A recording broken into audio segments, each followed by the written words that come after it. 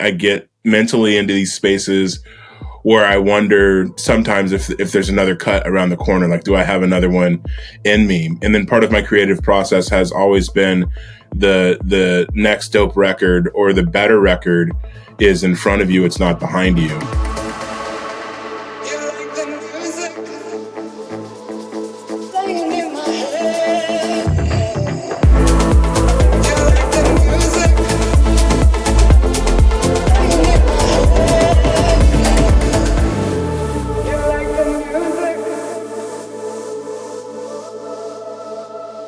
Happy Thursday, guys. Before we get into today's interview with Kevin Knapp, I want to be real with you for a second because I decided a couple months ago that I am just going to be brutally honest about how I produce this show and everything that goes into it, because honesty and transparency are like my core values.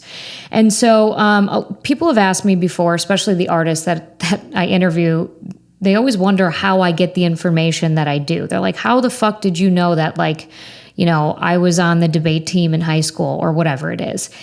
And it is because I scour the fucking internet. I used to be a journalist, an investigative journalist for the nightly news in Florida. Okay. So I know how to do my research. And the funny thing is there's not a ton of information out there about like all of our favorite producers. Like there may be an article here and there, a bio on Insomniac or Resident Advisor, but it's scarce. So I really got to do some digging to get information about these artists. And yeah, that's certainly the case in today's conversation with Kevin Knapp. He even mentions, he's like, wow, you really did your research. So I low-key probably came off as a stalker, but that's okay. I'm a huge fan, and I want everybody to know it. Today's episode is so cool because I am talking to someone who has been in the game for a very long time, and he does not have a bitter bone in his body about the state of the industry, which should truly, honestly, inspire you. He's someone who has lived in Berlin. He's lived all over the United States. He has a very clear view of the state of dance music from a geographical perspective and a longitudinal perspective. He has so many good things to say. He's so insightful. I'm going to shut up now. Let's get into this interview. First of all, I want to say I just saw your Instagram post. Happy anniversary. Oh, thank you. I appreciate that. You're welcome. I love your love. I've been following you for a while, and your journey with your partner is so beautiful. And I love that you two work together. And I'm very curious how that's working out for you, because my husband and I are great partners, not so much in business. Oh. So I always love to hear stories of how people work with their spouses, because I think that's like a really incredible thing. Yeah. Well, I'm sort of like a jump into things with both feet kind of person. So I'd heard sort of, I guess, the cautionary tales about living / working with your partner and how draining it can be, or taxing or problematic in new ways when relationships are already hard enough.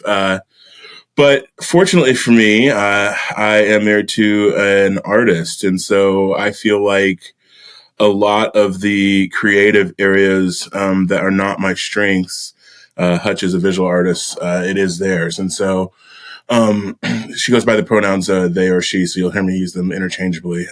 But yeah, so we kind of started this together in the ethos of what we're doing at Plump, etc. Sort of the underpinnings. I think we come from, there's some overlap in sort of like our non-traditionalist natures, aesthetically and philosophically. And so it was just a really good fit. And then I really lean into their trained background in visual stuff in order to sort of like brand the label logo wise and the artwork. Good. All the things that we do there. I love the branding. The first time I saw you play was at Lee Foss's show at Concord.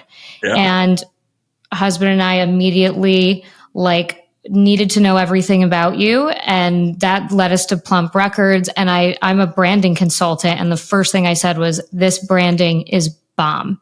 Oh, thank you. Yeah. Yeah, I mean, we like it to be visually impactful. We both live loud, like in basically all the ways, and so we just wanted to make sure to have it represent who we are, and I think we've done a fairly good job of that. But yeah, the work together's been great. No real problems, other than just in hitting the off switch on work. Sometimes when you work together so well, I think sometimes we have to remember that we need to be nurturing that other side of our relationship. So that's For sure. kind of our challenges are more in like the balance, the awesome, as Yeah.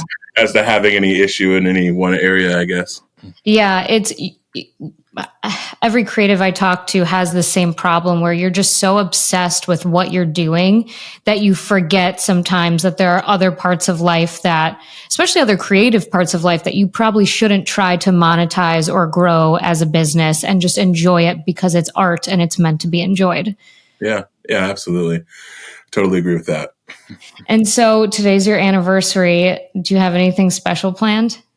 It was actually, I should have said later post. It was 2 days ago. And the nice thing is that we did not feel like beholden to social media to update people sort of immediately. Yeah. So yeah, we did. And you're reminding me that we didn't do it and tell people that it actually was a day or so ago. And usually generally is not impactful either way. No, our special at the moment is just to chill. We've had a breakneck couple of years. We landed back in Northern California, where I had spent 13 years previously, in January of 2022 from Berlin, where I'd been for 9 years, where Hutch had been for 3. And yeah, we have just been going and sort of like renovating our new house that we've got, and it's kind of a larger property. So there's quite a bit of effort with that. And then that just kind of came to a close, as well as getting married. So international move, getting married, renovating the crib, and all that stuff sort of ended like maybe 3-4 weeks ago. So we really just wanted to be like, everything can just stop and let us be us. We did a little food together, like, I'm trying to remember, just kind of like went out to eat, and then we're board game people. So it's not the most sensational thing, but we do a lot of like over the topping. so where it's kind of counterintuitive what we do when it's just us. It's like, hey, let's do nothing for once. Yeah. No, that rest is so important. So, so you said you're back in California. It's so funny when I'm looking up the bios of electronic music artists, like you don't know what's actually true because there's just not a great like archival library of information about DJs. It's kind of like piecemeal, whatever. And so I think what I read is true, and you can confirm. You went to law school in San Francisco? That's correct. Wow. So you have a law background. So what's that about? Yeah, I mean, well, I went to undergrad in Texas. I moved to Northern California the week after I graduated from undergrad. I just was sort of wanted something new and maybe a bit more. San Francisco is a very like tolerant, forward thinking, and my enclave in Austin in general was wonderful. And there are those parts of the rest of Texas where that exists as well. I think it's not quite as robust as it is in the Bay, to put it mildly. So when I got here, I'd already taken the LSAT, and I was sort of more, I think, mentally in a keeping up with the Joneses from a middle American perspective or Southern perspective mentality. So at that point, I was, just doing the traditional track of professionalism, and going off to get a JD or whatever. I landed. The best law school that I got into was also in San Francisco. So the move a year before attending law school was fruitful, aligned. And then, I made it through law school, got out, took a couple shots at the bar, didn't do very well, did land a staff lawyer position at a nonprofit eventually.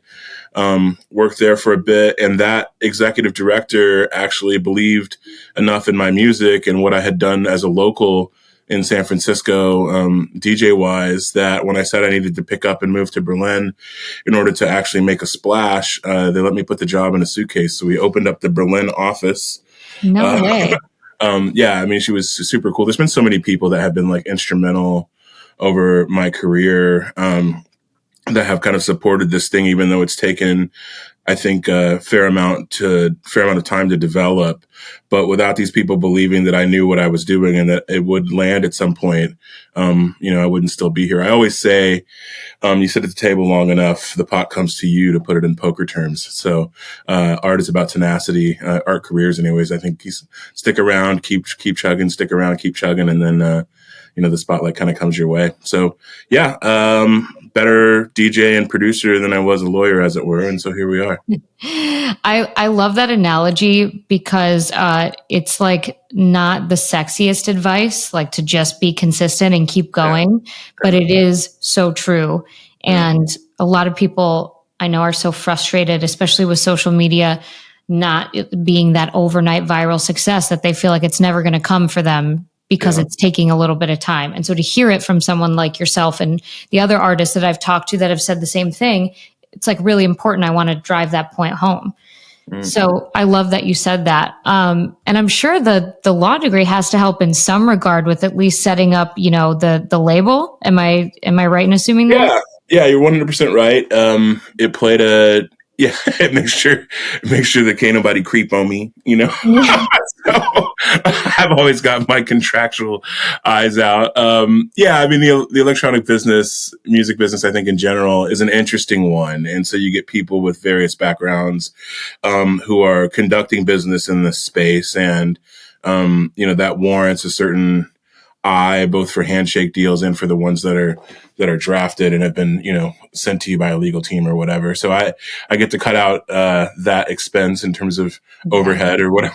So that's a nice thing. I think it was a nice business environment acclimator in general, law school. And it's actually one of the reasons that I came back to the States, because when we were setting up Plump as an LLC, the process for doing that internationally, or in Germany as it was, is much different. And so I began to feel sort of like I had spent all this money on a legal education here, and in order to help me intuitively navigate the business environment, and I wasn't putting it to use over there, starting a business in a foreign country where everything was going to be fresh and from ground zero in terms of learning how to do it. So I came back here, and it's a hell of a lot cheaper to start an LLC in this country, as it turns out. Yeah, less than $100 in some states. Yeah, exactly. Probably not in California, but no, never. But never. That's really cool, and it's also a testament to, I think, a lot of, at least people that I've talked to, have some sort of, it's not jealousy, but they're like, man, so and so is so lucky because their parents can support them and they can just focus on music full time, straight out the gate. Well, you can take a journey like what your story and so many other artist stories that I've talked to shows, that you can take these side quests and do other things and still make your way back to music and make it a fruitful career. And you can start at any point. Like, you don't need to start DJing at, 15 to necessarily have success, later on. But I know you in particular, you've had a deep appreciation for music since you were very young. Yeah, you've done your homework. I'm impressed. Yeah, I have. I started with my dad, and just sort of listening to classical and jazz. I come from a biracial household. My real dad's black, but my adopted father now is white, and just sort of had that plays in because I had all of those musical influences, sort of like culturally, stereotypically speaking. And so almost immediately, upon my mom's second marriage, my musical perspective began to widen. And I think that like some of those genres, classical, jazz, you really have to be kind of a student to widen your knowledge base of those genres.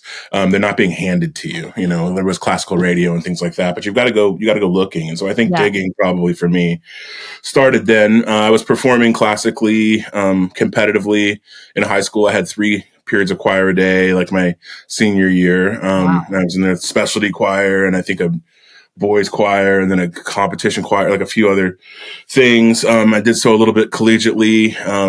So I had music theory a musical theory background from all those competitions and all of the performing and stuff I did then. I think my stage presence, I don't know how much of you, I guess you saw me at Concourse, you've seen, but I have, like a kind of a musical background, meaning musicals, like whatever, Oklahoma and Grease and all those types of things. So, I have a pretty decent, I think, handle on what transfers off stage and how big movements and stuff need to be in order to capture the attention of audiences. And then like I said, I went to undergrad in Austin, so I got out of mainstream either hip hop or rock. And because of like culturally where I grew up, I was equally invested in both of those things.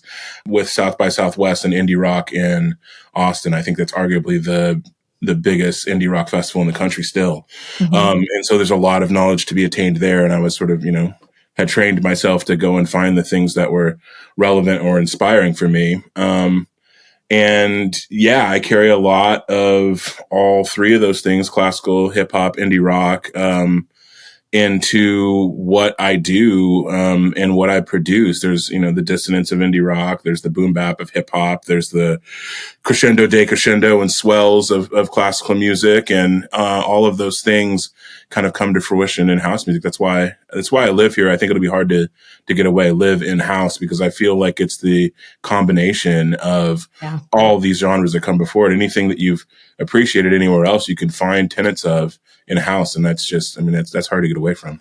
Yeah. I think about that all the time, especially, I'm not musically inclined, but I'm very proud of myself when I can pick out like a very niche sample, in a track. And that's what it brings me back to, like, wow, these are truly elements of all different genres of music all into one. And it's specifically made to make us dance.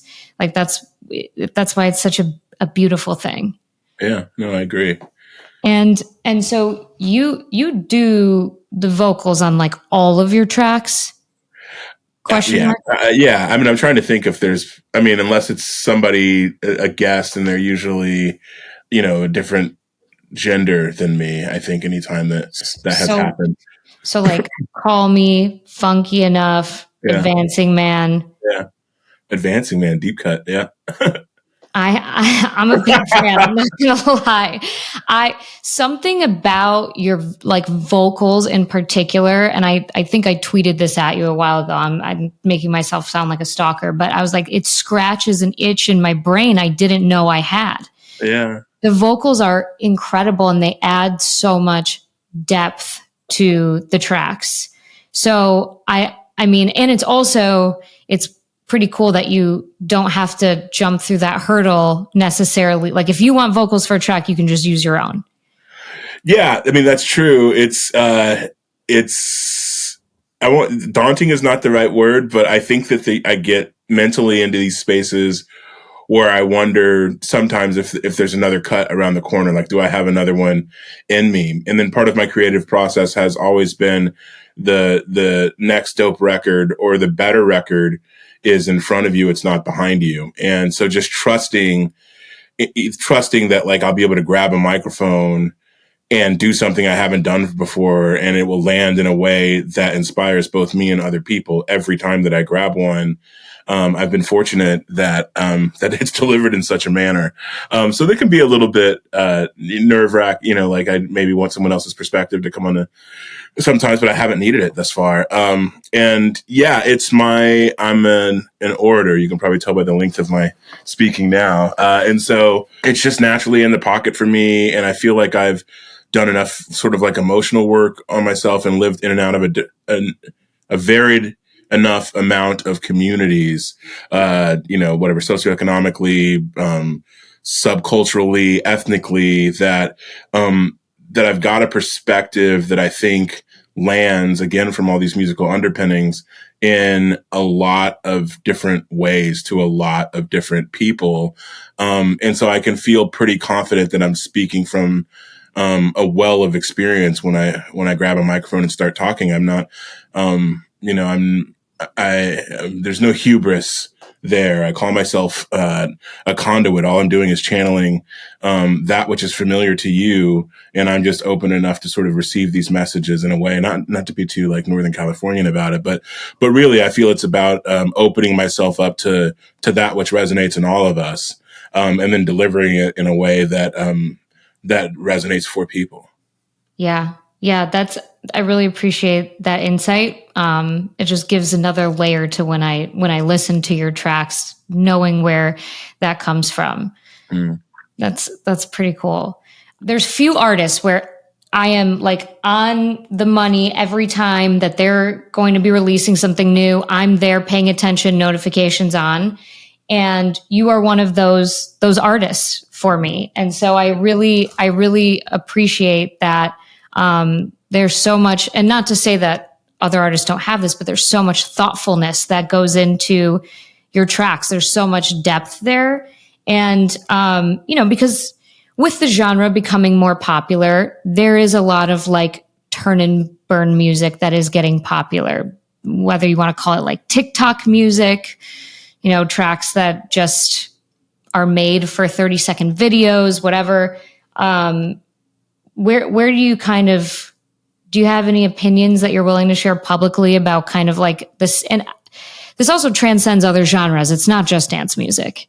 Yeah. On the current disposable musical landscape. Is that? Yeah, that's the perfect way to say it. Yeah. Unfortunately, I don't really pull punches these days. It's so not that I have any to throw, but I'm happy to discuss it all. It's tough to make something you sit down. I think a lot of us, at least, giving people the benefit of the doubt, sit down and try to create something timeless, right? You want to create something that matters. At least for me, like I think about these things also as being a part of my legacy. As I am getting up there in age a bit, I think about what I've dedicated my life to, and I want that to be something that is, purposeful and since I'm in the arts, relevant for other people to some extent, and also certainly relevant to me. And so, I would like to think that sometimes you throw things out there and they stay for 10 minutes, and sometimes you throw things out there, and I've had the good fortune of doing a couple of these anyway, and they stay for 10 to 15 years. I have some tracks that when I was making back in 2012 or whatever that I still play in my sets today, and they still make dance force work. And so, but you didn't go into those knowing that it was a success. And so, the benefit of the doubt says that some of the stuff that people are putting out there is them trying to make something that's good, and then it just not really landing. The cynic in me thinks that some people are also obviously trying to just make stuff that they think has made someone else be able to sell what they're doing, because they want to be in a similar place as that person. Yeah, it's diluted. The industry is diluted. I don't have, I guess, a moral issue with how people try to structure their ascent into a DJ production life. There's so many routes to get here that I don't really champion or dismiss anyone for how they did it. I think sort of like once you get to this place, and you've got people's attention, it sort of matters what you do with it then. I will say from a DJ digging perspective, there is a hell of a lot more, can we cuss on here? A hell of a lot more bullshit that I have to wade through. And since I've been doing a sober 2024, I can't even drink beer while I do it. So, so it doesn't hold my interest. But I'm not faulting people for putting this stuff out there. They see something that works, and they just go and try and do it. I think also in the process of that, people become better producers. If you can actually mimic some track that was big, be it timeless or particularly musically relevant or not, then when you go with your own idea to try to execute it, you'll be that much better for it. I'm an optimist with this stuff. I'm not, it's not enjoyable to listen to shit music, but I can sift through. I love that perspective. I think, And rightfully so, a lot of the people who have been in the game for a long time have a lot of opinions about what's going on, and they're not so optimistic as you are. And they're, if we want to use the word curmudgeon, whatever, there's some curmudgeons in the industry. Salty, crusty mugs. Yeah. Yep, and it's valid, but it's not like it's not. Doesn't help move us forward. It's not productive. Yeah. And so I really appreciate that. And that's funny that you said you have to do them sober. I don't drink really. I say I have a low alcohol lifestyle, but 99% of the shows I'm going to are sober. Cause I like to have a nice cocktail. I'm not going to go have like a White Claw at the club. Yeah. And so I love that the artists I go hear, I'm completely sober and I'm having the time of my life. Yeah. So that's when like a track is really good because you're sifting through them. You can't have your beer to take the edge off of the, unmastered or whatever. Yeah. So that's kind of like a good marker. What led you to decide to do 2024 sober? I'm happy to answer that. I want to say that, like, in terms of being a good marker, I will, the party these days as a DJ, this year, has to be like, if it's a party that's going off, like actually going off, not I've had 6 drinks and it's going off, then I leave so much more refreshed and so much less exhausted than I do if I've been like trying to soldier through some whack shit, So like, and which is not something that I would have previously had the perspective on, had I not been sober. How did I get sober or why sober for 2024? Really, it's just been sort of like a personal growth thing. I've been on a huge, therapy, mental health. Like, I'm super happy to talk about that kind of stuff because of, how hard this lifestyle is for artists. Not only is it hard to attain it, but once you're here, you then realize sort of like what many of the trappings are, and you've got to figure out how to keep yourself healthy. And if you're getting a little older, how the hell am I going to make these stages? How are you going to make them like Kev, where you're jumping around and doing all sorts of, gnarly, like, big persona type stuff? You need energy for that stuff. And you need to be able to repeat those performances if that's what's landing. And so you start looking at how to do that, right? And how to make it what's landing for people as a sustainable effort. And then you start looking at things like, well, what am I consuming each day?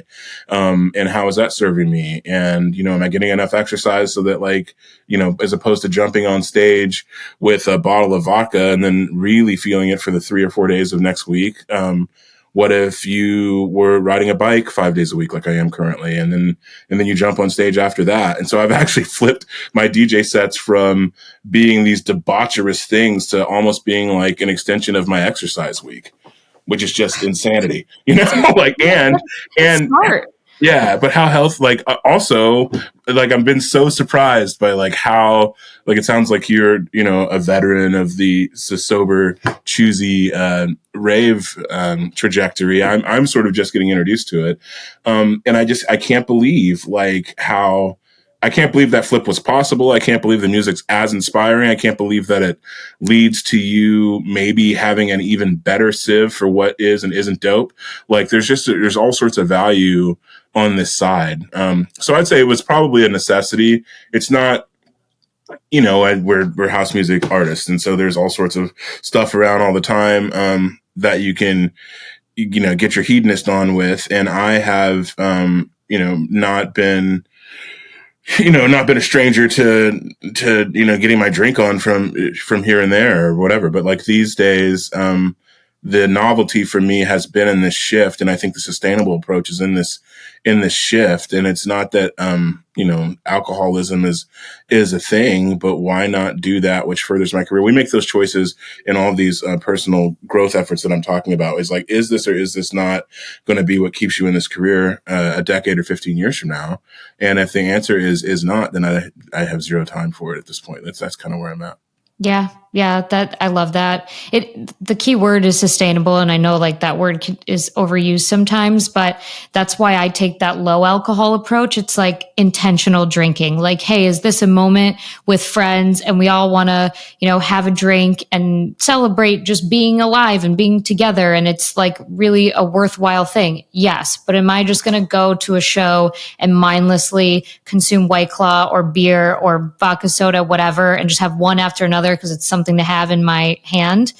And, obviously as an artist, you're always getting offered, if it's, not from the venue, it's just from others, like, hey, let me get you a drink. Let me get you a drink. And so it's just part of the fabric. Yeah. And breaking away from that and then realizing like I can do this without having to have drinks all night, like really like you feel powerful. And then you wake up without a hangover, and that's even better. Oh, I feel like the benefits are endless. It's interesting. You sound like my nutritionist right now, talking about the intent. And before, like last year, I was just like, okay, literally, I'm looking at her and I'm like, you just don't party enough. This is going to be hard it's going to be hard for us. And now I'm like, ooh, yes, like Olivia's on it. The intentionality is great. Yeah, it's great to be choosy. Absolutely.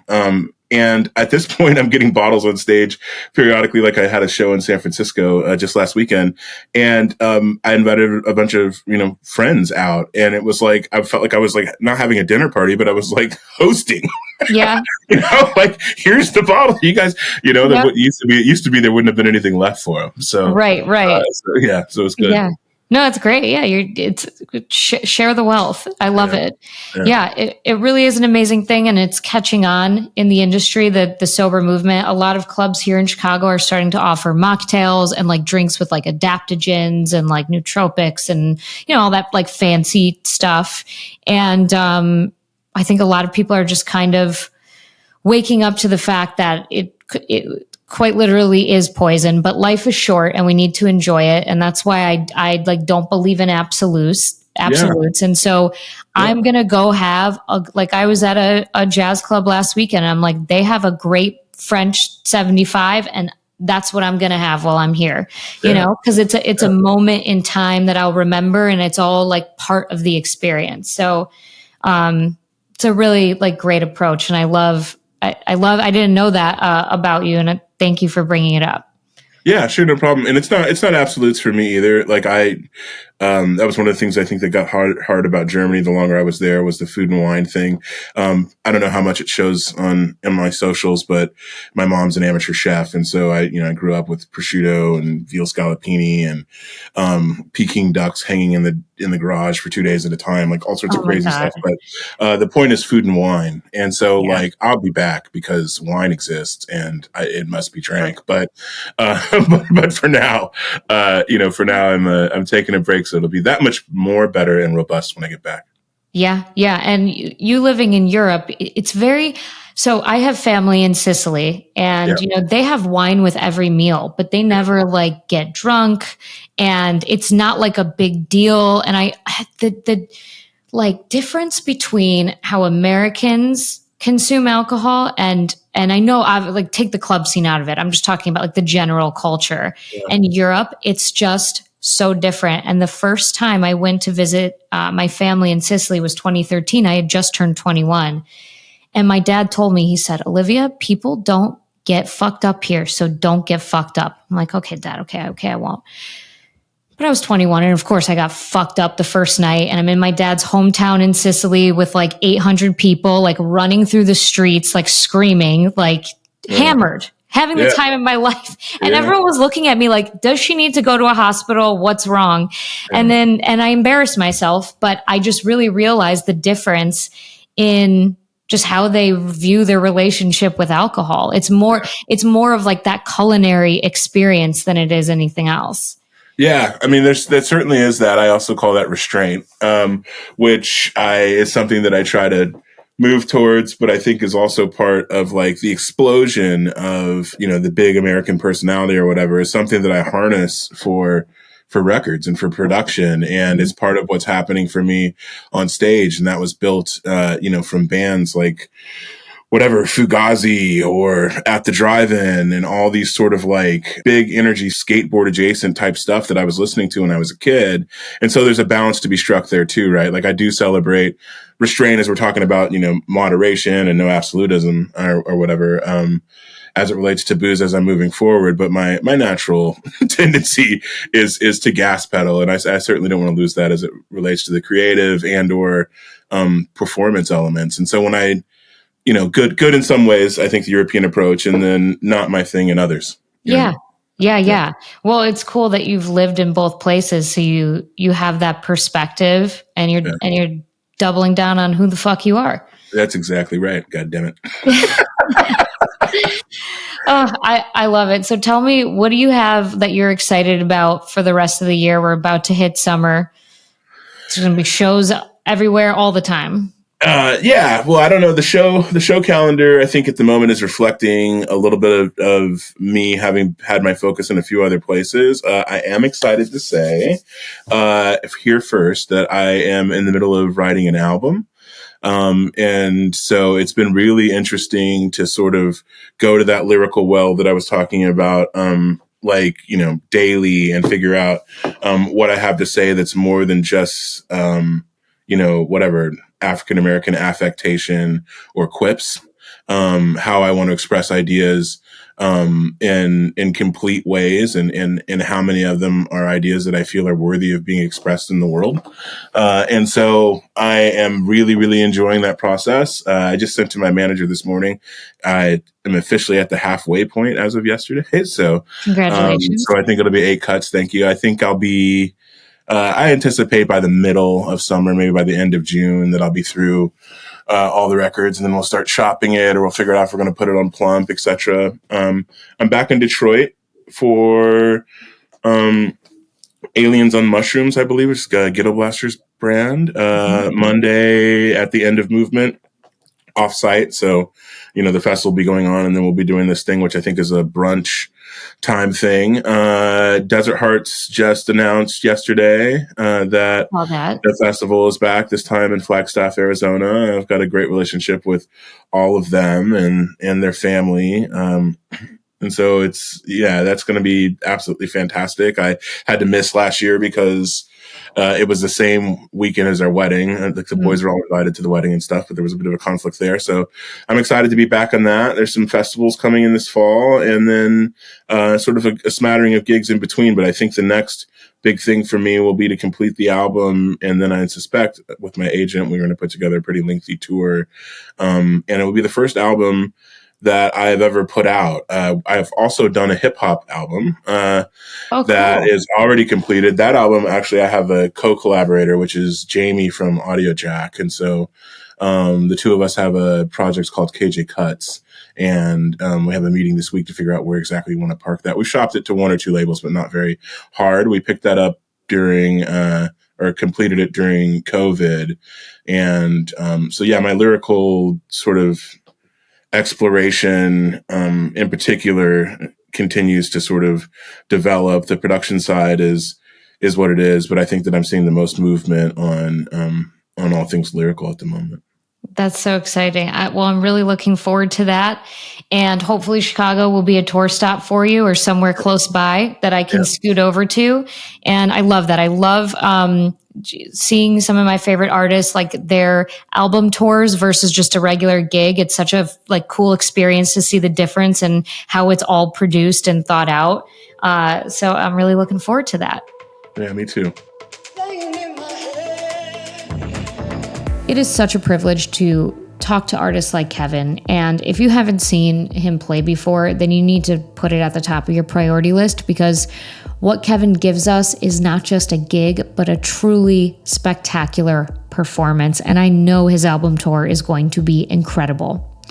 Quick announcement. If you follow me on Instagram, you might have seen that I posted about the Chicago Music Nexus last week. Now, if you're an artist or creative in the electronic music industry, listen up, because this is for you.